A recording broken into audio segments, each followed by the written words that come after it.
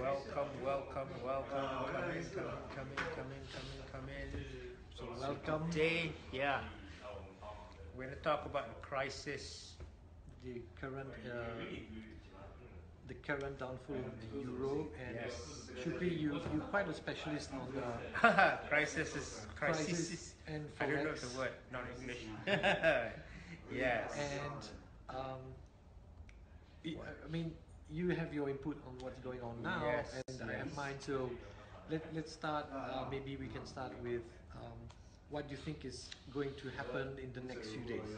Yes, okay. I think that next few days we will be calm, because the lira went down too fast. Went from 5 to 7, now it's back at 6.5. But then after that is the real thing. I don't think it's going to take a couple of days, but a couple of months for it to pan out, because as I said again, things happen when you don't expect it. And I was with an Egyptian guy just now in Common Ground, and he told me how his currency, the Egyptian pound, went from, they were sleeping one day, it was at 8.5, the next day they woke up at 17. How did that happen?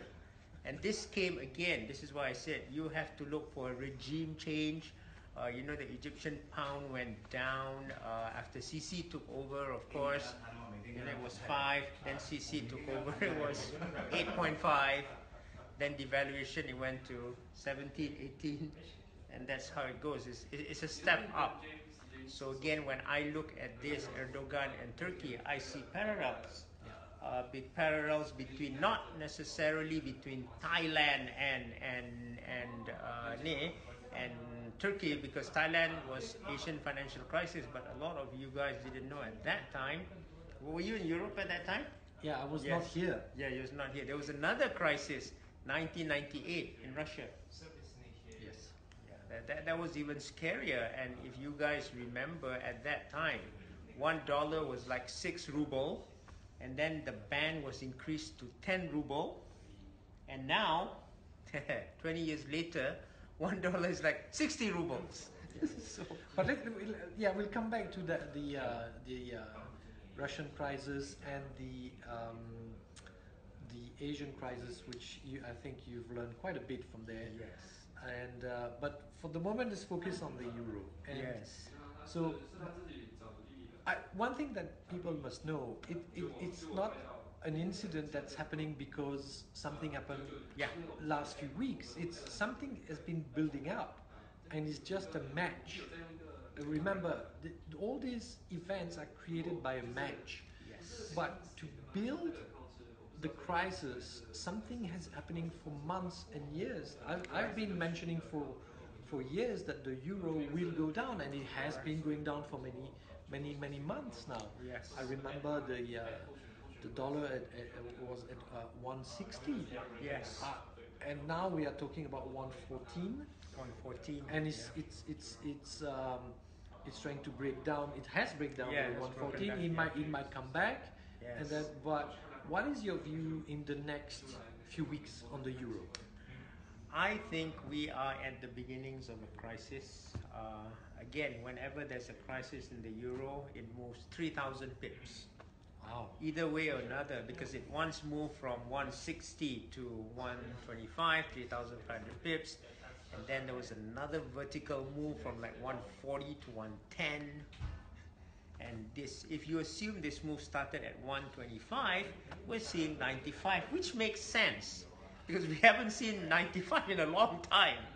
It makes sense because it's inconceivable now. And remember, in a crisis, everything is inconceivable. Yes, that's the key point. People don't think Yes.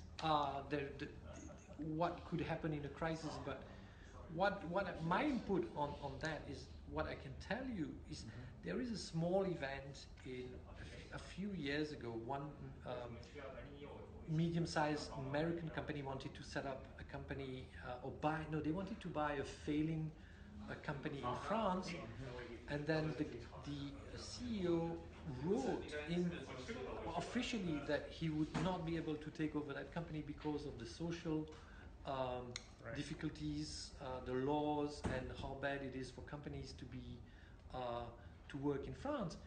And even the president of France make a big noise, and then they nearly chase all these guys. So imagine for other investors that wants to invest in a country when you are not really welcome, what's happening? You're just chasing capital investors, and you're chasing jobs.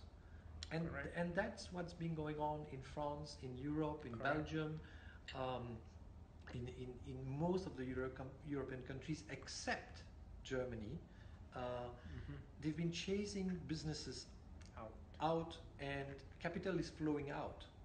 Correct. So if capital flowing out of the eurozone, so what do? They have to buy something else. So it could be the ruble, it could be the Singapore dollar, whatever. But what is the main currency that people buy?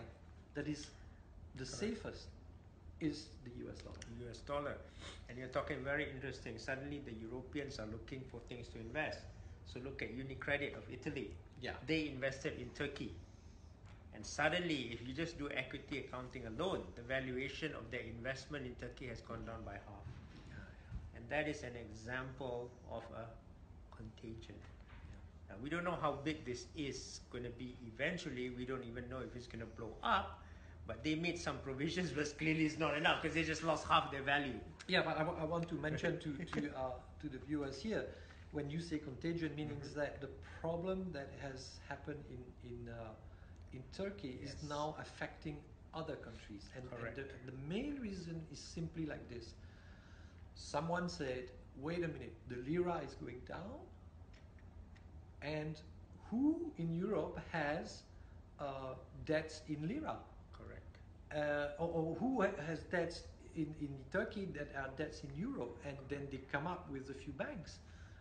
Some of them German, some of them French, and the Spanish, which is already not good in a good state.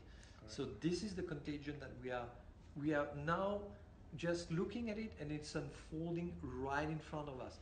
It's an amazing moment. And I think because of your experience, you have some ideas of where this is going. Of course, we cannot predict it. But you have some ideas of where where it's going, or what can happen now. When I look at Erdogan, don't talk bad about it, okay? He reminds me of the tough stance of the Russians.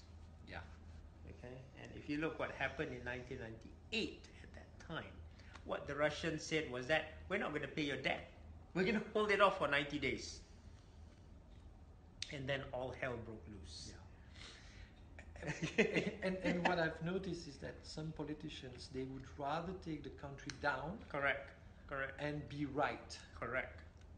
Maybe Erdogan is one of those. We've known a few of those in this area, which is Asia. And I think what's interesting is that did you hear anything from the Draghi these last few days? No, I didn't. So it's interesting, it's very because quiet. the Europeans are not saying anything, so they're letting the euro go down. Which, by the way, for some people, having the euro going down is not such a bad thing. Because of course, then it means that exports from Europe will be cheaper to other countries. However, who will most benefit from euro going down? Which country will benefit the most? Of course, is the German. Yes, they can export their BMWs. They can export, and so guys. And Lambos. And the Germans own the Lambos, Volkswagen. So let's finish on that one. We'll keep you updated. Yeah, we'll keep you updated on that. It's just that what Johan said was true about that. Some people are very patriotic, and again, I met a guy just now whose own currency got devalued, and he told me that the Turkish are very nationalistic people. They love their country, and that is why, my friends, we are just at the beginning. And all this talk about being the fault of Trump is just one of the part of the thing. Turkey was not doing well, and it's just people.